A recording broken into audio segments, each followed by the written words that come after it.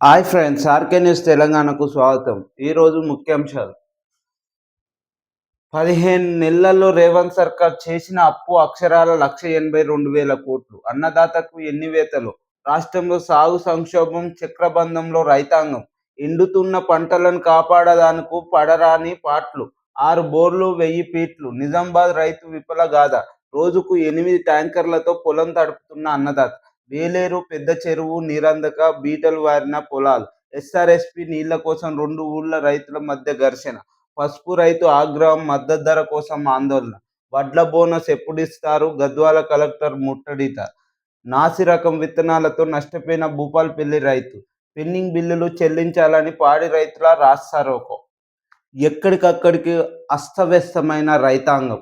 ఎందుకంటే గత ప్రభుత్వంలో ఎక్కడికక్కడ 10 ఏళ్లలో నీళ్ళంది సంతోషంతో ఉన్న రైతులు 15 నెలలనే కాంగ్రెస్ ప్రభుత్వంలో కష్టాల పాలవడం జరిగింది.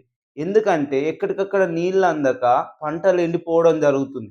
మరియు రాష్ట్రంలో కాంగ్రెస్ సర్కార్ అప్పులు కూడా పెద్ద మొత్తంలో తేవడం జరిగింది. 15 నెలల్లో రేవంత్ సర్కార్ చేసిన అప్పు అక్షరాల 1,80,000 రూపాయలు. అంటే 10 ఏళ్లలో చేసిన అప్పు 1 సంవత్సరన్నర కాలంలో చేయడం జరిగింది. ఓకే, చేసిందంటే రేవంత్ రెడ్డి గారు ఏమన్నా ప్రాజెక్టులు కట్టిండా? ప్రాజెక్టులు లేదు. అదే పాత పనులనే చూపెట్టుకొని పబ్బం గడుపుతున్న కాంగ్రెస్ పార్టీ మరి ఓకే, అప్పులు తెచ్చిండు. మరియు రైతాంగానికన్నా మంచి చేస్తానంటే రైతాంగాన్ని గాలికి వదిలి వారికి నీరు కూడా అందియని పరిస్థితిలో ఉన్న కాంగ్రెస్ పార్టీ, ఇంత అధ్వాన పరిస్థితిలో ఉన్న కాంగ్రెస్ పార్టీ, దీనివలన ఎక్కడికక్కడ రైతులు నష్టపోతున్నారని తెలియజేస్తున్నాను. ఎందుకంటే రైతులు ఎంతో గోసపడి పంట వేసుకుంటే లాస్ట్కు నీళ్ళు అందియని పరిస్థితిలో ఉన్న కాంగ్రెస్ గవర్నమెంట్ వలన నిప్పుడు చెరగడం జరుగుతుంది రైతులు. అంటే వీరిని పట్టించుకోకుండా వారి ఢిల్లీ పర్యటన మరియు ఎమ్మెల్సీ పర్యటన ఇవే తప్ప రైతులను ఒక్కసారి కూడా పరామర్శించి వారికి నీళ్ళు ఎలా అందియాలనే దాని మీద దృష్టి సాధించని రాష్ట్ర ప్రభుత్వం. ఇది రాష్ట్రంలో జరుగుతున్న కాంగ్రెస్ పార్టీ పాలన విధానం అని మెమరాండం చెప్పడం జరుగుతుంది. మరియు రైతులకు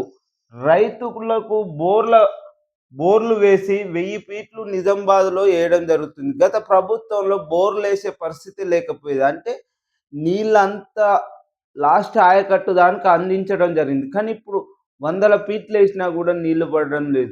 మరియు పంటలు ఎండిపోతున్నాయని ఆవేదన చెందుతున్న రైతులు. వేలేరు పెద్ద చెరువు నీరందక బీటలు వారిన పొలాలు. నీళ్ళు అందక బీటలు బారడం వల్ల ట్యాంకర్లతో తెచ్చుకొని నీళ్లు నింపే పరిస్థితికి ఏర్పడింది రైతాంగం. దయచేసి దీని మీద దృష్టి సాధించాలని గవర్నమెంట్ని అడుగుతున్నాను. మరియు పసుపు రైతులు కూడా ఆగ్రహానికి గురవుతున్నారు. పసుపు రైతులు నిజామాబాద్ ఏరియాలో ఎక్కువ మొత్తంలో ఉంటారు. వాళ్ళు పంట పండించి ఎక్కువ పెట్టుబడి పెట్టి మద్దతు ధర కోసం పోరాటం చేసే పరిస్థితి ఏర్పడింది ఈ కాంగ్రెస్ పాలనలో. ఈ చాతగాని ప్రభుత్వం ఎందుకని అడగడం జరుగుతుంది. వారికి మద్దతు ధర ఇస్తానని చెప్పి ఇప్పుడు ఎగనామం పెట్టి వారు రాస్తారోకో చేస్తే కూడా పట్టించుకొని పరిస్థితిలో ఉన్న ఆడ స్థానిక మంత్రులు, ఎమ్మెల్యేలు, సీఎం రేవంత్ రెడ్డి గారు. ఇదేనా? ఎమ్మెల్సీ ఎలక్షన్లను ఓటు కనిపోతారు, కానీ వారి బాధను ఎందుకు పట్టించుకుంటలేరని అడగడం జరుగుతుంది. నాసిరక విత్తనాలతో కూడా భూపాల్పల్లి జిల్లాలో రైతులు నష్టపోవడం జరిగింది. దీనిపై కూడా దృష్టి సాధించాలి. రాబోయే వానాకాలం వరకు వచ్చే పంట విత్తనాల మీద కూడా దృష్టి సాధించాలని గవర్నమెంట్ని అడగడం జరుగుతుంది. ఒకవేళ మీరు దృష్టి పెట్టకపోతే కల్తీ విత్తనాలు వచ్చి రైతుల పంటలు నాశనం అయ్యి ఆత్మహత్యల పాలవుతారని దయచేసి దీని మీద కఠినంగా వివరించాలని తెలియజేయడం జరుగుతుంది. మరియు పెండింగ్ బిల్లులు ఇవ్వక కూడా ఎక్కడికక్కడ పాడి రైతులు రాస్తారోకో చేస్తున్నారు. రైతులకు ఇంత అన్యాయం ఎందుకు చేస్తున్నారు? మీరు పెండింగ్ బిల్లులు కూడా పాడి రైతులకు ఇవ్వకపోవడం వలన ఎక్కడికక్కడ రాస్తారోకలు చేసే పరిస్థితి ఈ గవర్నమెంట్లో. గత ప్రభుత్వంలో ఏ రోజు కూడా రైతులు రోడ్డెక్కే పరిస్థితి లేదు. కానీ ఈ 15 నెలలనే ఎందుకు అయింది? ఈ కాంగ్రెస్ ప్రభుత్వం చేసే విధి విధానాల వల్లనేనా అని రైతులు ఆగ్రహానికి గురవుతున్నారు. గత ప్రభుత్వంలో మంచి చేస్తే ఇంకా రెట్టింపు చేస్తారని ఆశపడి ఓట్లేస్తే రెట్టింపు కాకుండా రైతులకు పంటలెండే పరిస్థితి తెస్తున్న కాంగ్రెస్ పార్టీ అని రైతులు అంటున్నారు. ఇది రైతాంగం మీద జరుగుతున్న కాంగ్రెస్ పార్టీ కక్షపూరితమైన విధి విధానాలు. ఇకనన్నా ఎంతో కొంత రైతులనన్నా కాపాడే విధానాలు మీరెందుకు చేస్తలేరని అడగడం జరుగుతుంది. ఎందుకు పట్టించుకుంటలేరు? మీ ఎమ్మెల్సీ సీట్ల కోసమే లాబింగు, మళ్ళా ఢిల్లీకి వెళ్ళడం, రాహుల్ గాంధీ గారితోని మంతనాలు జరిపి రావడం ఇదేనా?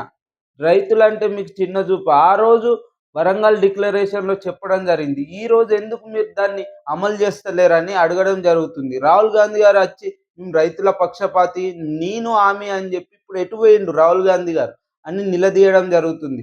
ఇది రైతుల పక్షాన కాంగ్రెస్ గవర్నమెంట్ చేస్తున్న విధి విధానాలని తెలియజేయడం జరుగుతుంది. ప్లీజ్ సబ్స్క్రైబ్ మీ RK news. Watching this RK news.